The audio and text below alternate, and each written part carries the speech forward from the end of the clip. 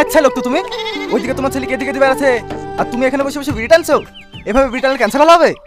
এ আবার কি বলছে? কার ক্যান্সার? কেন তোমার ক্যান্সার? আমার ক্যান্সার আমি জানিনি। তোকে কে বললো? তোমার ছেলেই তো ছাগল লিখে কাটতে কাটতে বললো আমার আব্বার ক্যান্সার হয়েছে, আমার আব্বাকে বাঁচাতে হবে, এই ছাগলটা রাখো আর আমাকে কিছু টাকা দাও। শোনো ভাই, ক্যান্সার রোগটা কিন্তু খুবই খারাপ রোগ। আমার বড় বাপের হয়েছিল, এক বিঘে জমি বেচেও ভালো করতে পারেনি। তাই বলছি বিড়ি সিগারেট বাদ দিয়ে ভালো মন্দ খাও। মা মা কি হলো রে বাবু, হাঁপাচ্ছে কেন? আমি কোনো রকম বেঁচে ফিরে আসবো মা, নাহলে আজকে তোমার ছেলে মরে যেত। কেন রে, ইসরায়েলে যুদ্ধ করতে গেছিলি নাকি?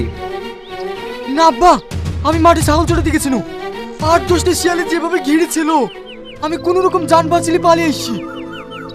ওরে সর্বনাশ, তারপর? ওসব বাদ দে, আমার ছাগল কোথায় বল?